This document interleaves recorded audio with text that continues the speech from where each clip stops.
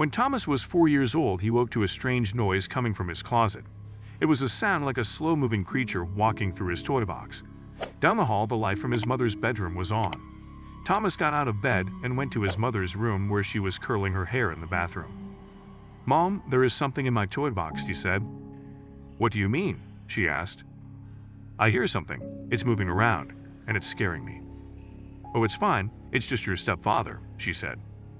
It didn't make sense why his stepfather would be in his closet in the toy box, but this answer satisfied him, and he went back to his room. In the dark, he could see his reflection in the mirror of his sliding closet doors. He watched himself while listening to his stepfather walking around in his toy box. It was on a different occasion when he heard a sound like someone pressing their head against the wall and walking down the hall. The hairy, scratchy noise of the hair follicles against sheetrock and scalp, sliding toward the opening of his bedroom where it finally stopped. He was terrified and could barely get himself back to sleep that night. When he woke and his stepfather was making him breakfast, he told him about the strange noise and how it had scared him. "Oh, I'm sure it was just Loki," his stepfather said. "That was the cat."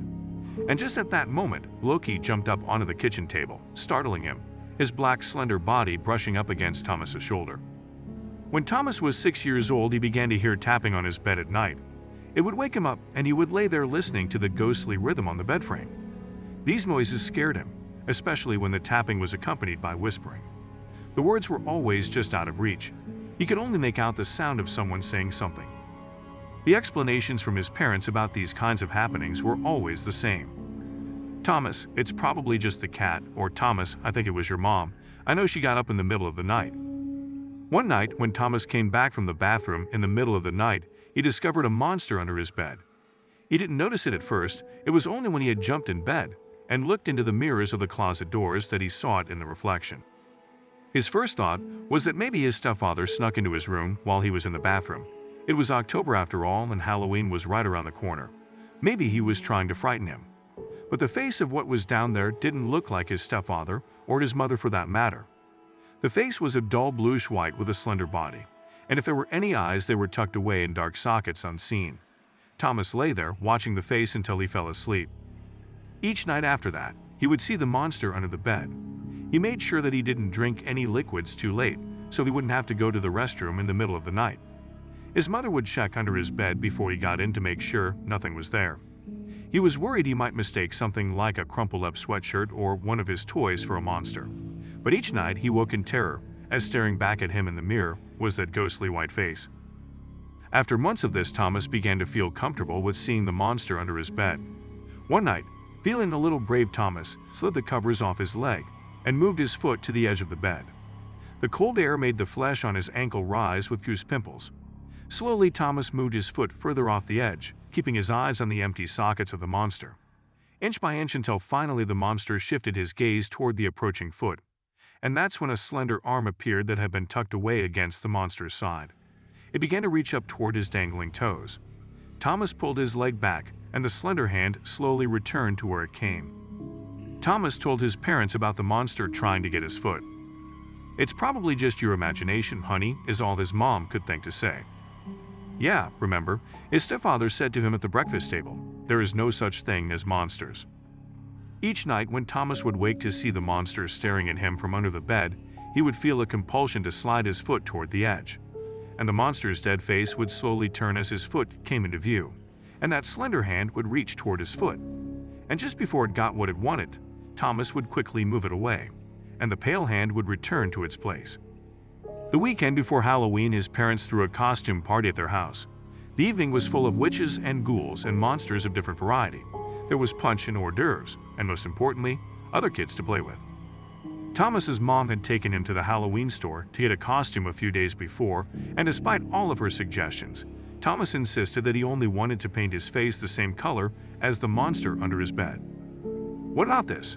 his mother asked, holding up a creepy mask. "Or what about a vampire? You could paint your face the color you want and have fangs." "No, I just want to be the monster under my bed." "Well, okay, but don't you want to dress up?"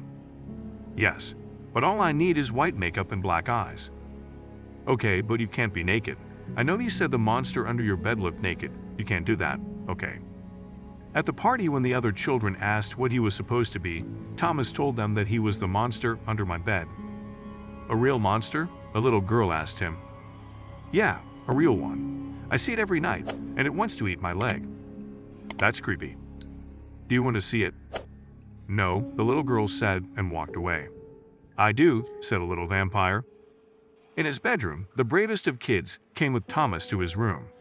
He instructed them to get onto his bed and he would slide underneath. At first, Thomas didn't think much of it until the lights were off, his eyes slowly adjusting to the sudden darkness. As the bedroom came into view, he could see the three brave souls on his bed: a vampire, a zombie, and a werewolf. And then there was Thomas, his white face illuminated, reflecting back his dead-looking complexion with what light was coming from his window.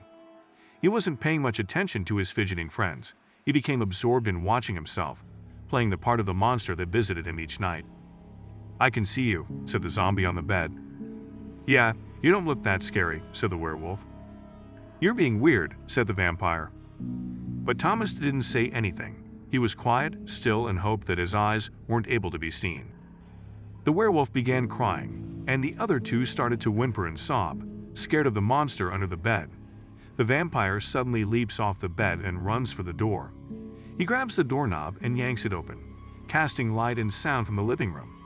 The Monster Mash is playing and the other two children leap from the bed and go running out. Thomas watches them go. The shadows of the dancers move about the walls like cave dwellers, and the music pumps into the room. With the light coming in, Thomas can see himself more clearly now. His eyes are glistening balls surrounded by black. As he stares into his own eyes, he begins to feel a presence behind him. The hair on his neck feels staticky, and ever so slightly his bedroom door begins to close by itself. He feels a strong urge to scramble out from under his bed, but he doesn't move, too afraid by the presence behind him. And as the light from the living room begins to fade away, he looks into the mirror, and behind him is the face of the monster, the pale face with absent eyes.